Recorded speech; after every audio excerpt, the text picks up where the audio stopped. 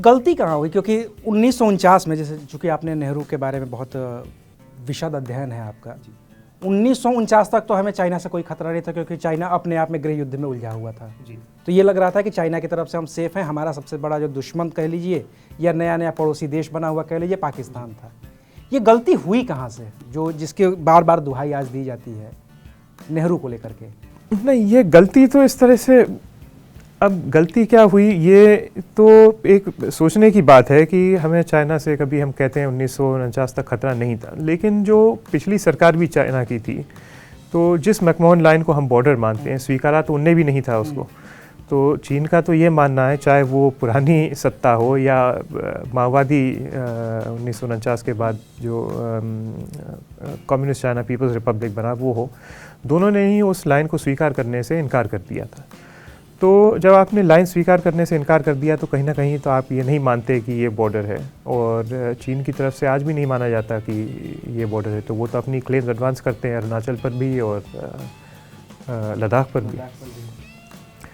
तो अब जब चीन के साथ स्वतंत्र भारत के संबंध बनाने की बात आई, तो नेहरू जी का पहले से ही एक तरह से झुकाव चीन के प्रति था, और ये सत्ता में आने से चीन वाला झुकाव था या वो साम्यवाद वाला झुकाव था उनका? दोनों ही थे, साम्यवाद की तरफ भी था, सोशलिज्म की तरफ भी था, और चीन के प्रति भी था। तो चीन में उनकी बहुत रुचि थी, बहुत दिलचस्पी थी, प्रधानमंत्री बनने से पहले से भी। और एक तरह से विश्व के स्तर पर एक उनका इंटरनेशनल स्टेट्समैन के तौर पर उनकी जो पहचान बनी थी, तो उसमें भी कई चीज़ें शामिल थीं। वो स्वतंत्र भारत के पहले प्रधानमंत्री थे, वो एक सोशलिस्ट थे, समाजवाद में विश्वास करते थे, वो एक तरह से भारत पहला देश था एशिया में जो इस स्टैचर पर पहुंचा। तो उनको, सब लोगों को लगता था, उनको भी लगता था, और एक ये भारतीय विदेश नीति की एक मुख्य धारा थी कि हमें एशिया की अगुवाई करनी है, हम एशिया के नेता के रूप में उभर कर सामने आए। और इसमें नेहरू जी का बड़ा पर्सनल एक निजी रुचि भी थी, निजी इंटरेस्ट भी था कि वो एक तरह से एक एशिया के नायक के रूप में विश्व स्तर पर अपनी पहचान बनाए, और उन्हें बनाई भी। लेकिन उसके जो कारण थे, तो अब जब उनने कहा कि हम उनकी इस रेप्यूटेशन के पीछे एक डेमोक्रेसी का, सेक्युलरिज्म का, सोशलिज्म का, इन सब का कहीं ना कहीं रोल था। तो जब चीन की तरफ से और सोवियत यूनियन की तरफ से ये कहा जाता था कि तो वो उनकी बड़ी तीखी आलोचना करते थे नेहरू जी की। वो कहते थे कि वो उनको रनिंग डॉग ऑफ इम्पीरियलिज्म कह के उनको बुलाते थे। तो उनका कहना था कि भारत को जो आज़ादी मिली है ये झूठी है, भारत आज भी अमेरिका और ब्रिटेन का और वेस्ट का गुलाम है, और नेहरू जी भी एक तरह से अमेरिका और ब्रिटेन के कहे में उनकी गुलामी कर रहे हैं। तो ये जो उनकी इंटरनेशनल रेप्यूटेशन बनी थी, उसको काटने का एक तरीका था। तो उसको रोकने के लिए जितना वो ये कहते थे, उतना भारत सरकार अपने आप को बैक फुट पे जाकर ये दिखाने के लिए, ये साबित करने के लिए कि नहीं, हम अमेरिका के और ब्रिटेन के गुलाम नहीं हैं, चीन के साथ वो चीन का समर्थन उतना ही ज़्यादा करती थी। तो एक तरह से फिर भारत ही चीन का सबसे प्रमुख प्रवक्ता बन गया कि इनको यूनाइटेड नेशन में, सिक्योरिटी काउंसिल में जगह मिले।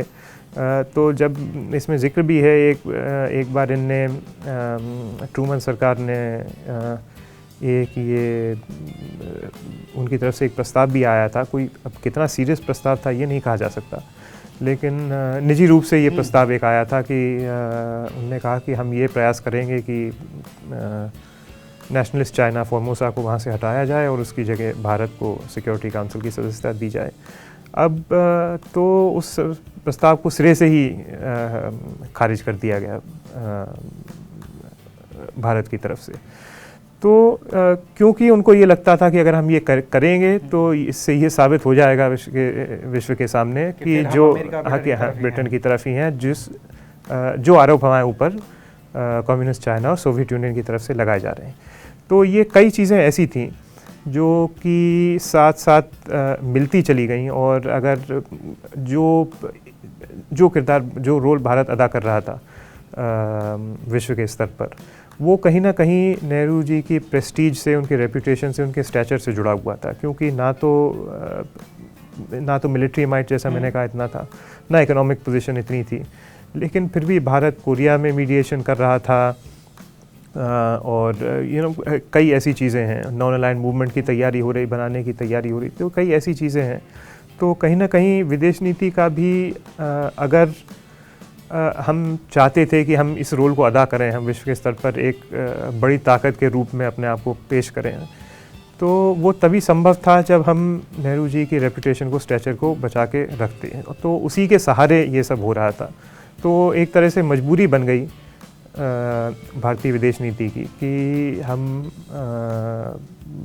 नेहरू जी के रेपुटेशन को, ये जो रेपुटेशन बनाए socialist, pro China, Asianism, anti imperialist, तो इसको बचा के रखा जाए।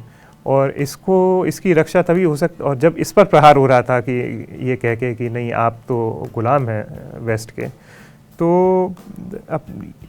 तो इस तरह की सिचुएशन बनी। तो अब जैसा भी निर्णय उस समय लिया गया, वो यही लिया गया कि हमें इनको ये साबित करके देना है कि हम उनकी तरफ नहीं हैं, और बिना उनकी मदद के आप उनसे चीन को तिब्बत में रोकने की पोजीशन में थे नहीं।